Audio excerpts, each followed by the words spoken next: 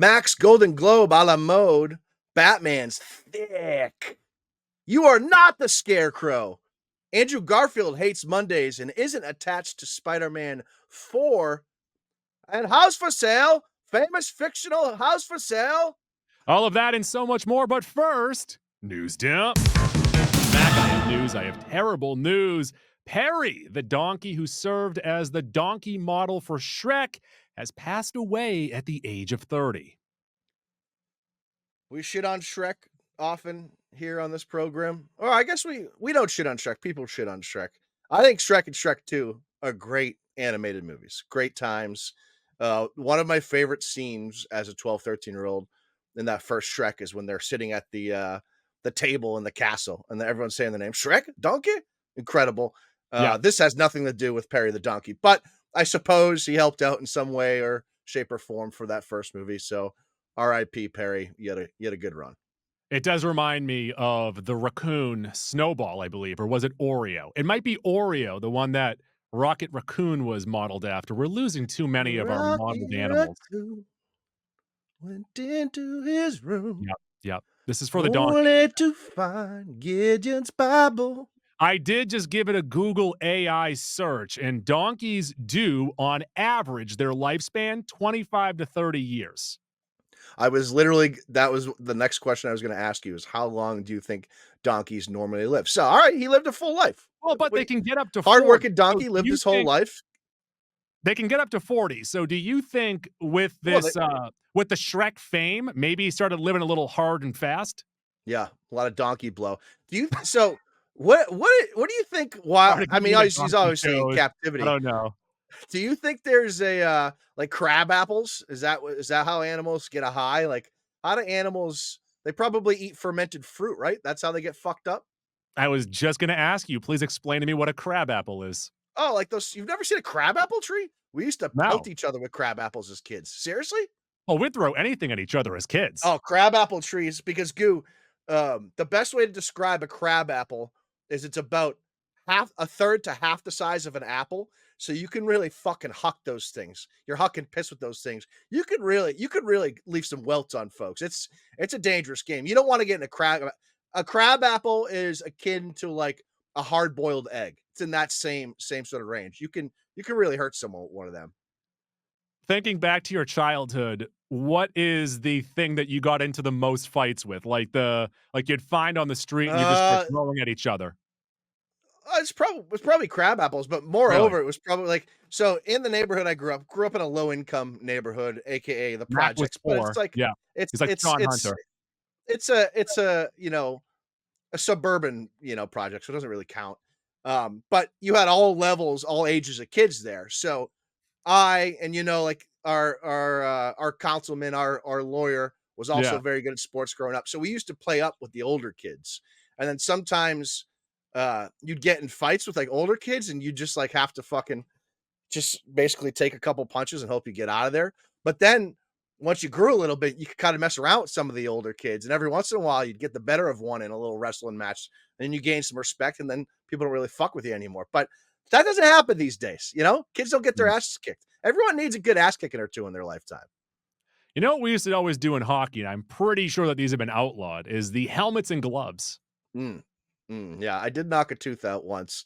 But it's, again, sort of necessary. It's sort of necessary sometimes to put people in their place. And if someone's not way bigger than the other, if you're similarly sized, I don't really consider it bullying, right? It's mano-a-mano at that point. We also, our hockey team, we had a freshman class that was as big as the upper classmen. So what we did is we told one of our friends to lead us in there, and we were going to have a revolt against the upperclassmen. And as soon as he walked out and went in there, we locked him out, and things did not go well for him. Sacrificial lamb. Yeah, I knew better than anyone to not get near the front of that door. You weren't gassing me up to get in there. I was going to hang in the back. They're going to have to make it through 4 or 5 of you before they're getting to me. So R.I.P. Perry. News dump. The Golden Globes have come and gone, and people have gotten awards. Mac, as quickly as you can, recap the night. All right, so Nikki Glaser hosted. She did a really good job. Not Gervais level, but I don't think we'll ever see another Gervais level host, but she was really good. some really strong jokes. Her opener included, the obvious Ozempic line. Her Sandler joke about Timothy Chalamet's Chalamet. name was great. Chalamet. Yeah, and the fact that Sandler helped out too, that was dynamite. She Mhm. shit on Joker too a couple of times. She Yeah. had a great joke about Benny Blanco having a genie, and one of his wishes was marrying Selena Gomez. That was real Yeah. good too. I thought the best presenters of the night were Seth Rogen and Catherine O'Hara, just getting weird. They were just perfect I type didn't care weird for for these me. jokes. I Yeah, thought you these were didn't. really easy jokes. All right, well, fuck you. Yeah. Quick rundown on some television stuff here, Goo. Stop me if you want to make a note about stuff. I got a couple Yeah. notes in here. Largely, the last couple of years, Goo and I have slacked on TV. I've never been a big TV guy. Goo used to be the TV guy. Now he never watches TV, so it's definitely a blind spot for the podcast. Goo, Jeremy Allen White wins Best Actor in a Comedy Series for the third straight time for The Bear. Yeah. Apparently, The Bear season 3 is a little disappointing, but I think that's one of those things like once you're in there, someone's really gonna wrestle it away from you. Jean Smart wins Best Actress in a Comedy Series for Hacks. This is her second win. She won 3 years ago, I believe, as well. Goo, I watched season 1 of Hacks. I enjoyed it. Um, I I don't think it's amazing. I think it's more of like a critics type of comedy, and it seems to play out that way. That's what I every also would comedy is consider now, her though. the I would consider her the supporting role in the show. So I don't know how that got flip flopped. Goo, big night for Shogun. Hiroyuki Sanada wins Best Actor in a Drama for Shogun. Anna Sawai wins Best Actress in a Drama for Shogun. Tadanobu Asanado wins Best Supporting Actor for Shogun. So they won those three. Jessica Gunning wins Best Supporting Actress for Baby Reindeer. That's one I never dove into. I don't really have any desire to. I probably will watch Shogun at some point. It seems like everyone Yeah. loved that show. Dork loved it, which usually is an indicator that we're gonna like it. Goo, Colin Farrell wins Best Actor in a Limited Series for The Penguin. He had a great line about, I guess it's just prosthetics from here on out because he's never won before, and It's a now good joke, yeah. now he doesn't look like himself, so he wins. Goo, this was, I think, the worst win of the night. Jodie Foster wins Best Actress in a Limited Series for True Detective Night Country, and I liked that season more than most, Yeah. but it really tapered out. Jodie Foster was very good, but because the show wasn't that great, I thought that Christine Milioti for sure should have been So, the winner here I at will Penguin. say that I was rooting for Kristen Milioti, and I thought going into the night that she had a shot, but then when they announced all of the other nominees for that category, I said, "Shit, Milioti has no shot. It's all legends of the craft up Yeah, against." I get that. I get that. But the Penguin was sort of captured people for a couple months there I too. I agree, I'm in with I you, and get I it's an thought she uphill was the best battle, part of the but show, but Mac's dying. excuse me. And maybe Hollywood looked at giving Farrell the win for actor meant that they weren't giving it to Milioti, but that was pretty disappointing.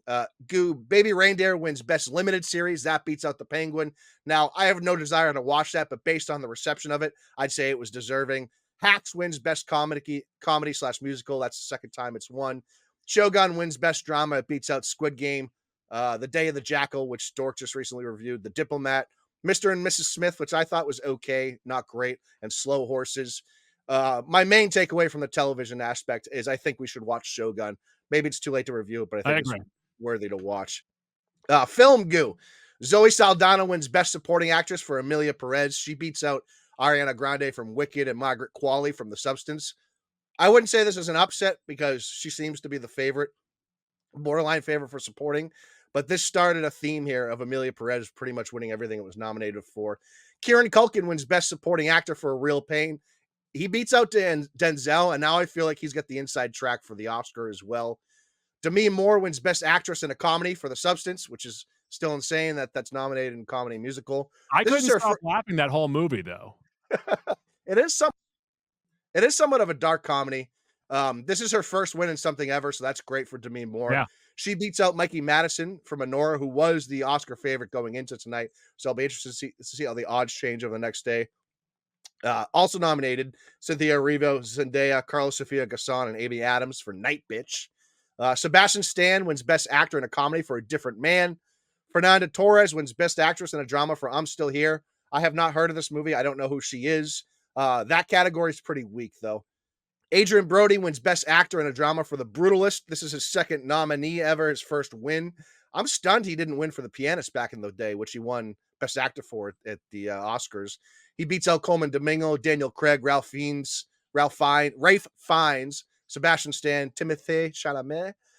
Brady Corbett wins Best Director for The Brutalist. So that's two notable wins for The Brutalist, a movie that has barely come out. It got a limited release so that it was eligible for these awards. I think it gets a wide release in a couple weeks. The note here, Goo, Denis Villeneuve, not even nominated for Best Director, is insane. Yeah. Best Director on the Planet, one of the most popular movies in the world. Corbett beat out Coralie Farge for The Substance, Sean Baker, Honora, and Edward Berger for Conclave. For my money, I don't know who I would have for that currently. I will say, and we'll get to this on this next one here. Peter Strahan wins Best Screenplay for Conclave. Goo, I just watched Honora the other day. Yeah. It's the best screenplay of the year. Okay. I don't know if it's the best movie of the year. It's certainly in the conversation. Right now, it's either that or Dune for me. It's for sure the best screenplay of the year in my mind. So I think that's kind of crazy it didn't win that. Amelia Perez wins Best International Film.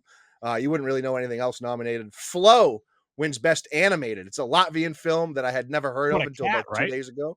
Yes. Yep. It beats The Wild Robot, which we both loved. So Wild Robot. I bet this movie is really good. We're going to have to see this one as well. I think it's coming to digital next week. Trent Reznor and Atticus Ross win Best Original Score for Challengers. This is their third win out of 6 nominations. I did really like that score. And other than Dune, there's not really a score on the top of my mind from the year. Dune, for whatever reason. Oh, I actually do think it was nominated in this category, but it's not eligible for the Oscars. It's not for the Oscars, yeah. Yeah. El Mal wins Best Original Song from Amelia Perez. That song's not good. Admittedly, that's a very weak category this year, so I don't really have a dog in the fight there. Wicked wins Cinematic and Box Office Achievement. Oh, I thought you had a note. Yeah, what does this mean? Like, so this was not the highest grossing movie of the year. This was not like an R-rated trendsetter, say like Deadpool and Wolverine. Like, what does this category mean? Well, I'll give you this, Goo. It's only had 2 months to make money so far, and it has made 600 million. I think it is the 5th or 6th highest grossing in just 2 months. It Yeah. has become already the highest grossing musical ever, so that's notable. And I do think that is considered a box office achievement, right? It No, beats out Alien absolutely. Romulus, which I don't think had a chance. Beetlejuice didn't have a chance. I think legit argument for Deadpool and Wolverine, legit argument for Inside Out 2, because that was so big. 'Cause it But made I'm the most also, money. I would just say yeah, Inside Out 2, it made the most money. so don't even give the award if it's just for the one that makes the most money. Achievement, like Don't Inside give Out the 2, award. That's my Inside Out point. 2, no, Inside Out 2 could have an argument because it's highest animated ever, I believe, right? And Deadpool and Wolverine, highest R-rated ever, I think. So those are good arguments. But I'm not mad Wicked won. I think Wicked's This deserve it. category is stupid. Whatever. If you're gonna have That's what the money is if you're for. gonna have 30 categories, it's okay to have 31. Amelia Perez wins Best Comedy / Musical, beats out A Real Pain, Honora, Challengers, The Substance, and Wicked. I just can't take the comedy musical category seriously. Stunned it beat out Honora. Mhm. Listen, it won for Best Comedy and Musical. I think the underlying story in Amelia Perez is fucking phenomenal. However, the music gets in the way of that movie. So how can it win Best Comedy Musical? Like the music takes away from the story, takes away from the music from the movie. So that was pretty disappointing. I would have loved to see Honora or The Substance win there. And then The Brutalist wins for Best Drama, Goo, over A Complete Unknown, Conclave, Dune Part 2, Nickel Boys, and September 5. So takeaways, Well, I was gonna pretty ask you, six can you please give me your Paul Krause? He is the most takeaways. interceptions in NFL history. Those are takeaways. The Brutalist wins Best Drama and Best Director. Inside Track on Best Picture, maybe now. Brody also won Best Actor there. But I really hate that because it's a movie no one's seen. Like only Hollywood and some screenings. It's not out wide yet. I really hate these movies that sneak in at the end of the year that no one has ever seen and then it goes on and wins these awards. Like that's not my style. I hate that those sometimes dominate the awards. Amelia Perez wins 4 awards: Best Comedy Musical, Best International, Best Original Song, Best Supporting Actress. I wonder if they boosted it up a little bit here because it may not get that same reception at the Oscars. That's my takeaway on Amelia Perez.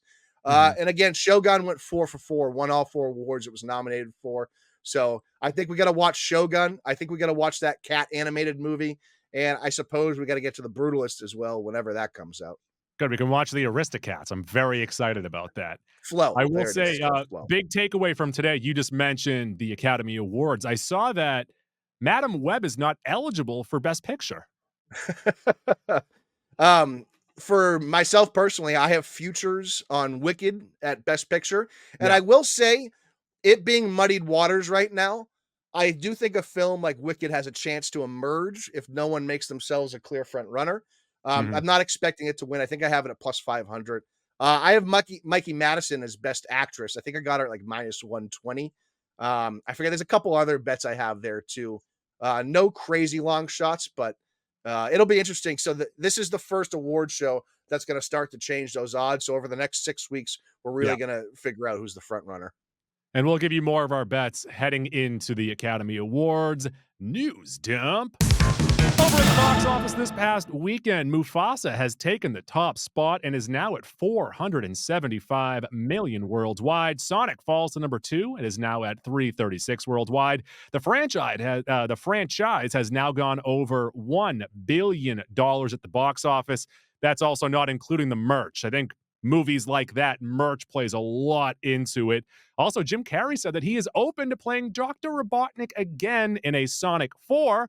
Nosferatu third at the box office. It is now over 100 million worldwide.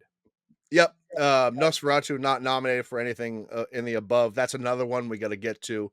Yeah. With Sonic, just beyond that too. Obviously, we saw the Knuckles series. I think we might get more spin-offs in that world too on Paramount Plus. So it's been a wildly successful franchise and is going to continue to grow. And these last two movies have been pretty high quality. I haven't loved either one, but I like them a lot more than the first one. News dump. Over on Creature Commandos, we mentioned this a bit in our top 25 most anticipated movies of top 25, top 10 of top 25, top 10 Top of 10. There 2025. you go. There you go. You There found it. we go. Our award winning, for how we titled it, podcast about the most anticipated movies of 2025. We had Superman at number 1. Spoiler alert. And we mentioned that we got Batman's silhouettes in Creature Commandos, a big, thick Batman. James Gunn did talk about it after, saying, like, we don't know if he's that thick. We just widened him out just in case. But are you expecting a big, bad, big boy Batman in this universe? Yeah, Goo, I made this point and you sort of somewhat echoed it.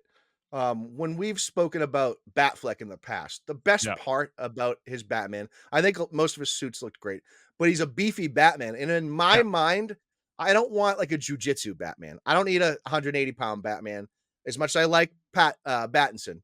Yeah. Um, I want Batman to be able to kick the ass of 99% of the people on the planet. So I want him to be 6'4". I want him to be 250. I want him to be John Jones, essentially. So a bigger, beefier Batman is much more up my alley.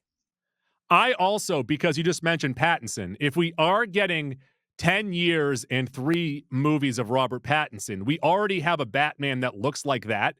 I would then like to have a Batman in this world with aliens to be a thick boy. Yeah, totally agree. It'll be good. It'll be a good contrast, that's for sure. James Gunn also said that there will be a post-credit in the finale of Creature Commandos. For Batman or for someone else? Just for something, I don't know. Oh, okay. All right. News up.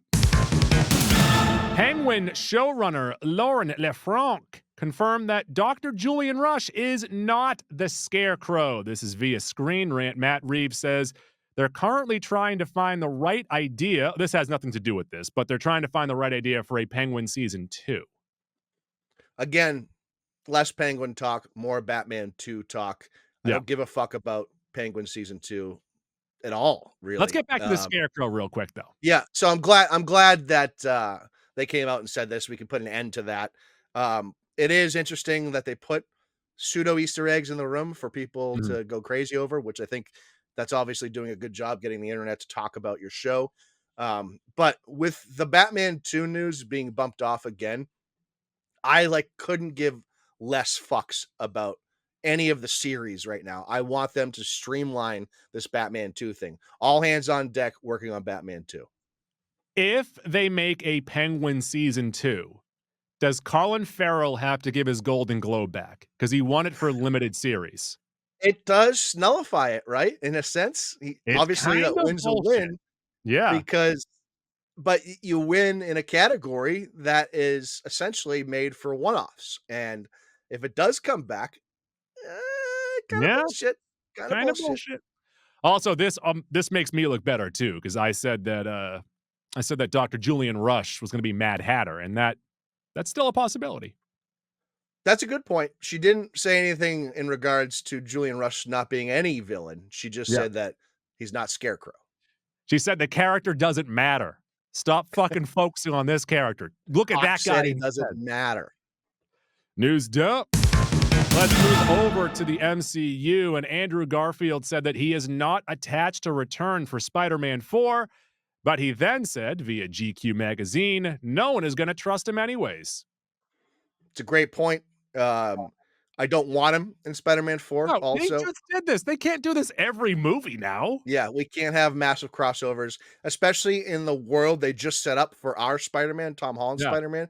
We want him back to a little bit neighborhood level, not Avengers level quite yet. yeah, You got to build him back up in a very intriguing story. I think we're all ready for that next part of the Tom Holland yeah. Spider-Man. I'm okay if Andrew Garfield is in consideration for other Spider-Man projects, but not Spider-Man 4. Yeah, I'd be cool if he came back, say, in Doomsday or Secret Wars or something like that. But Yeah, yeah, the next Spider-Man movie needs to be a little smaller scale. more grounded for sure. News dump. Speaking of that Spider-Man, Tom Holland said his favorite movie of all time is James Cameron's Avatar. We finally found the person. Now, granted, what's Tom Holland like 10 years younger than us? So this makes more sense. Like he was Tom probably Holland could 12. be 12. Tom Holland could be 30. I don't He's know. oh, by the way, I think him and Zendaya got engaged. Good That's in on my him. notes. It says he also got engaged. Yeah, I don't know if I've seen confirmation or not, but good on him putting a ring on it. That's listen, I like Tom Holland. I think he's drastically outkicking his coverage there. From what He's a I small heard, from little what man. I read, he asked Zendaya's father months ago for his approval. Mm. I think that's how it goes, right? Did I ask my father-in-law for his I'm sh- approval? I'm sure you asked your father-in-law at some point, right? I don't think I did because me and my wife decided to get married via text. Dude, Tom Holland is seven That slash wasn't a eight joke. years younger It's than us. real. So he would have been what was Avatar? 2010. So we were 21.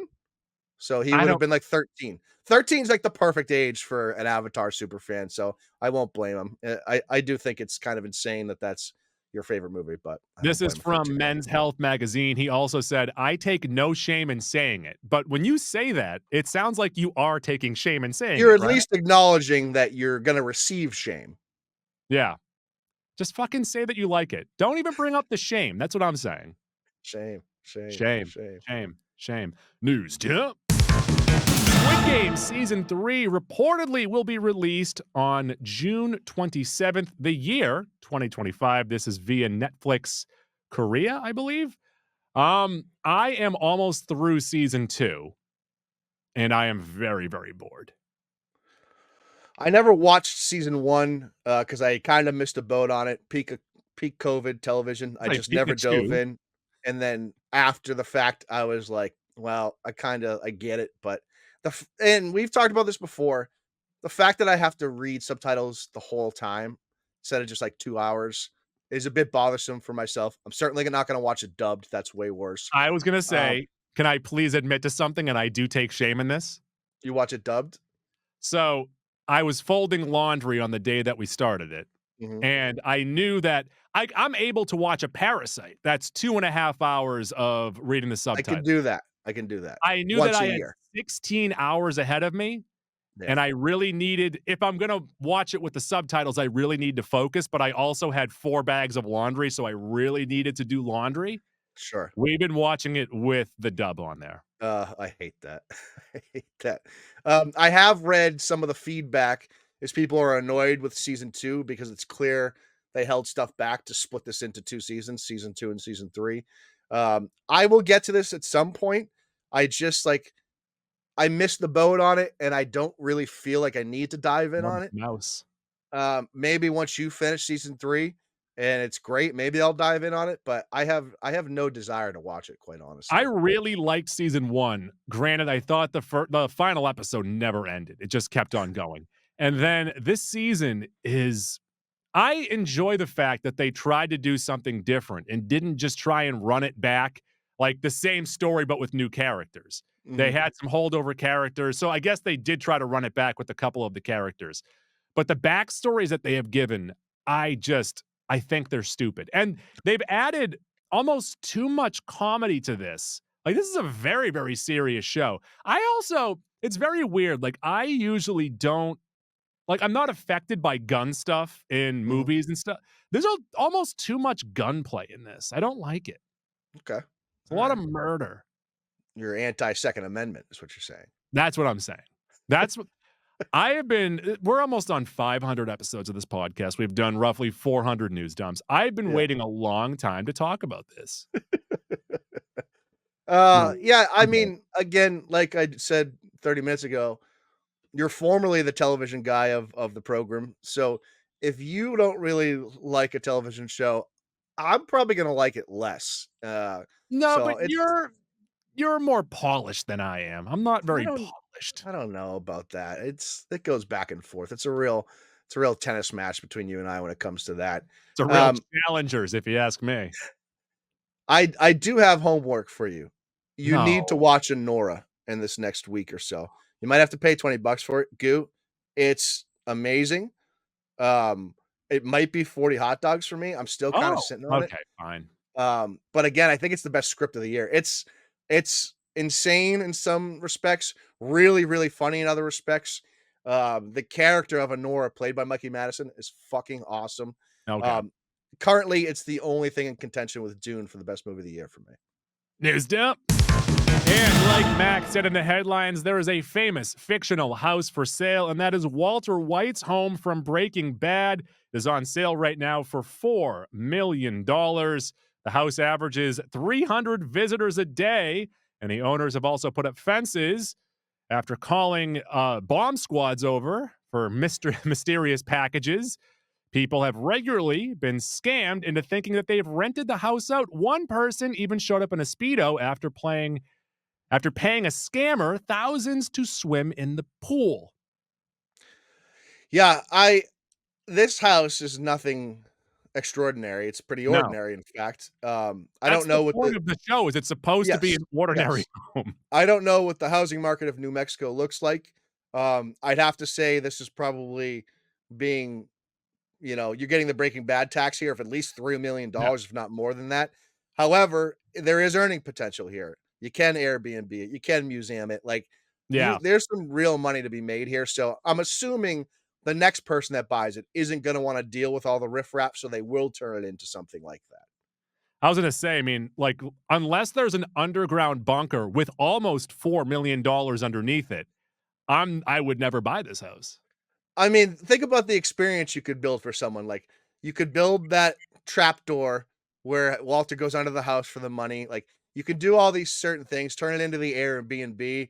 Like, there's a ton of earning potential here. And because Breaking Bad is so good, that show's going to last for decades, a couple generations. In 50 years, people will be talking about Breaking Bad and the Breaking Bad house. So there's some serious earning potential here.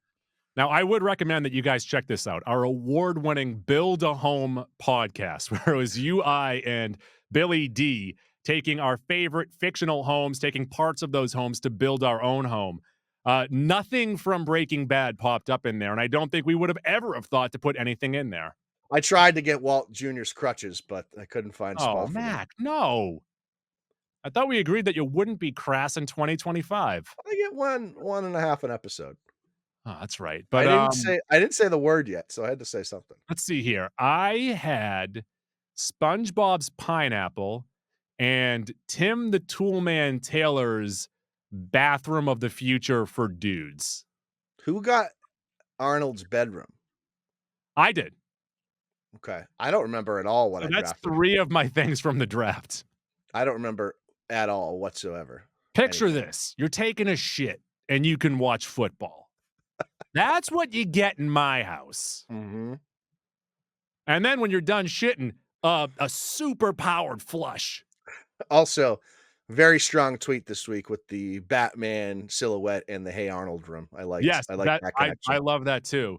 And then Yeah. I went back and forth with Emerson Lotsia, who said, "Why is Batman peeking into Arnold's room?" And I said, "They both lost their parents." It's just checking in on a fellow orphan. That's right. That was the handshake I tried to do Mm. on the visible. If you're watching on YouTube right now, like and subscribe, Yeah. give us a For thumbs up, Forgive me for my 35 coughs this episode. comment below, let us know what's good. Yeah. Yeah. Yeah. So, Goo, Yeah. to conclude this episode, you gotta watch Anora. In conclusion, That gives us something in common to talk about in the next week or so. I've also got Sonic. yeah. I'm gonna get to something else this week. I just don't know what yet. Okay, let me watch some stuff, okay? Get to And Anora at the we'll do very least. something. We'll do something. All right. All right. News dump.